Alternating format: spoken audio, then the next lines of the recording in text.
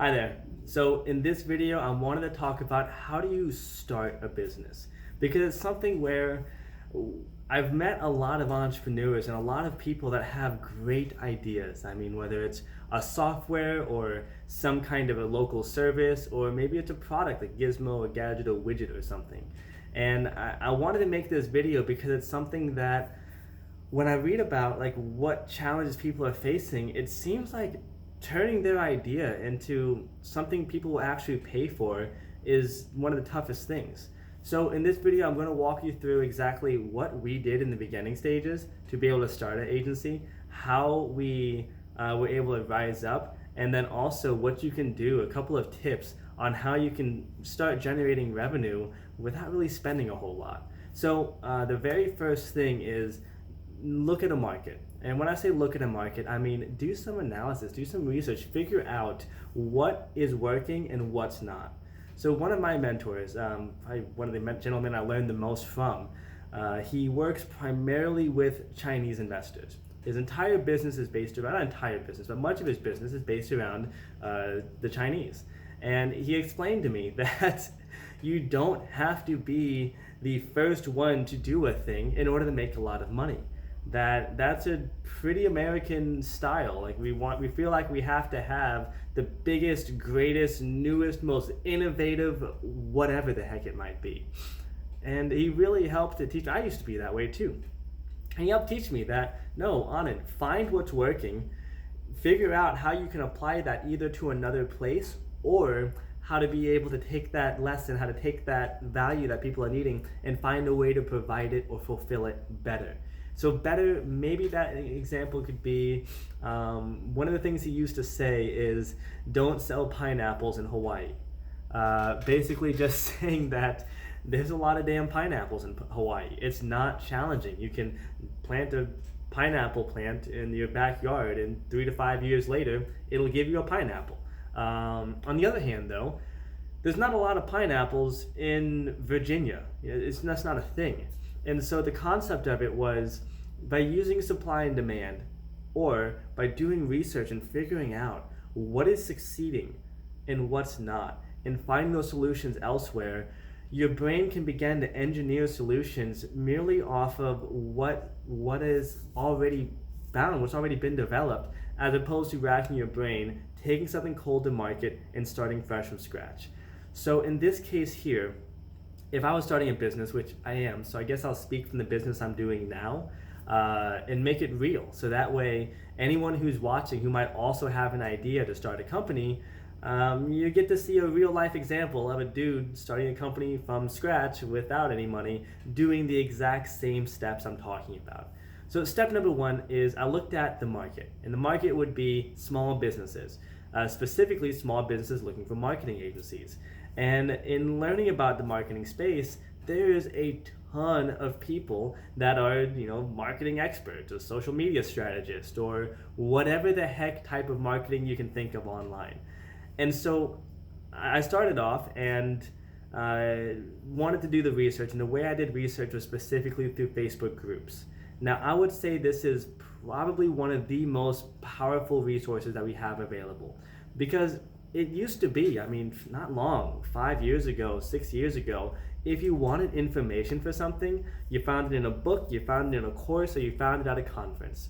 You may be lucky enough to find someone to physically mentor you and teach you, but the odds were not very high of that happening. You would have to really spend a lot of time looking for those people, and then spend time building a relationship with those people enough to where they can teach you, which definitely is a thing. I've lived my entire life learning from mentors. At the same time, I'll probably make a video about that. At the same time, it's something where I know that doesn't happen overnight. So instead, what you can do nowadays is, if it exists, there's a Facebook group about it. Like, there's Facebook groups on everything from people who are into like yoga and chiropractic, people who are interested in Facebook, all the way to single moms who are doing, I forget what it's called, but basically they'll like pool money together and freaking almost like a lottery. Like, maybe they'll have a TV and you can spend $1.53, $1.53, and one person's gonna win it. And I was blown away when someone told me about this. And sure enough, there it is, a private group on Facebook that single moms will go and basically raffle shit off to each other. Anyways, the point is, if it exists, there's a group for it on Facebook. And if there's not, ding, ding, ding, make a group for it on Facebook, because now you can control a following and influence a following and offer value to them. The secret sauce, not really secret, but the magic to groups is not to go in there and shamelessly self-promote. That's rude. You'll look like an idiot, you'll be laughed at and chased out of there. On the other hand, what you can do is build meaningful relationships. Read the messages and posts that people are putting out there. Read the comments. Look at what problems are people facing, what challenges are they stuck on, what things do they talk about they wish existed. I'm blown away to find out that oftentimes when I have a challenge, if I'm working with a client and I'm looking at a new angle to be able to sell a product or service, I can just go to Facebook groups and somebody is talking about the exact problem that I know my client's product or service can resolve. So in this case here, when we're looking at starting our business, I poured through the groups. And I poured through about 5 different groups specifically specializing in Facebook. And the challenges that I saw consistently are, where the hell do we find good contractors? Because people weren't so much having issues finding customers. The customers were there. The challenge is that literally every person that I've met who owns an agency has hired somebody who did not do a very good job for them. Shit, unfortunately, I've been the guy that some people have hired and I didn't do a very good job. Because the industry has a whole lot of this fake it till you make it thing. I mean, I respect it, I did it, that's what I was taught. I said, hey, go through our program, learn this stuff, get out there and sell, don't worry, we got you. Ugh, dangerous, wouldn't suggest it. I hate fake it till you make it. But what I saw is a lot of people were looking for competent contractors. And the challenge was that there's not a lot of accountability on who it is you're hiring when you're getting a contractor. They could show you case studies, pretty screenshots, fancy pictures of how they made someone $1 million in 6 months. Shit, I've done it, but that doesn't mean that every single account I work on will make $1 million in 6 months. No, it's something where it doesn't matter what someone has done previously. What matters is what they do for you. And so what I found is that I thought, what if we created an agency that was abundantly transparent? What if we made it to where when you hired us, you knew exactly what you were getting. You knew the number of ads you were receiving. You knew the amount of hours that would be put into managing your Facebook ad account. You knew when specifically you would be getting reporting and what that would look like. And you knew who to communicate with and how to make any adjustments necessary. That's what we put together. We decided to, I guess I said this in a previous video, there's a company out of Europe that saw what I was doing and was very intrigued to have me work for them. And in the position that I'm in was not really in a spot to decline, because they offered me an opportunity, 100% performance based, but essentially if I can create a new division for them that's specialized in American markets and we can scale that up over a large period of time, then I can have a percentage. And so it's something where that's what I'm really grinding on now. It's not lucrative. It doesn't pay the bills at all for now. At the same time, it keeps me moving forward. And so this is what I did. I started from scratch, went through the Facebook groups, realized, okay, people need transparency. People need to be able to know what they're getting from a contractor. Second part was price. So many people had clients that are looking way under budget. I'd read story after story after story of client who has these tiny budgets and also just doesn't have much of a digital infrastructure. And so when it comes to hiring like a super duper competent contractor, it might be $3,000 to $5,000 per month, and that's for an individual. Like someone like myself who's managed millions of dollars in ads, those numbers go up to $5,000 as their homeboy hookup price. $10,000 to $15,000 is what can be charged for someone who actually has that experience. The reason is, if you're running, let's say $200,000 in ad spend, getting a 2x return, let's just say, So you're making about 600K a month. Well, if someone like myself goes in, makes a couple of tweaks, there's no way we're going to dive through your data and not find some inefficiencies or opportunities that you're not leveraging. Have a 10% increase in what you're doing, bam, you're talking about tens of thousands of dollars a month in extra profit that's made from a few simple adjustments. We go in and design a new software infrastructure for you that decreases the time for you to fulfill a product by 20%, and all of a sudden you can get that many more orders out. Boom, tens of thousands of dollars, if not hundreds of thousands of dollars a month more being made from one action. I say that because it's something where it leaves a huge gap in the industry. If you're the company that's doing millions of dollars in revenue, then great, you can afford to hire someone at $10,000, $15,000, $30,000. On the other hand though, if you're a chiropractor, if you're a massage therapist, if you're a realtor, you're somebody that doesn't have tens of thousands of dollars set aside to budget, you're kind of SOL. Shit out of luck for my international friends. You're in a place where you're probably not going to have the best choosing of the highest level of talent. So instead, you go and you hire a contractor that's $500, $1,500, and it's not that great. You don't have a great experience because that might be someone that just graduated from Tai Lopez's SMMA course and thinks that they're an expert. Nothing against Tai Lopez. I think the guy totally beasted it. He made a shitload of money. He's made money from multiple industries. I respect the shit out of that. What I mean is, there's a difference between someone who just took a course and is now trying to get into marketing versus someone who actually does marketing full time and has done so for a while. So we just connected the dots. I presented to the team, hey guys, what if we created a business that focused on transparency, that you had the specific deliverables listed out.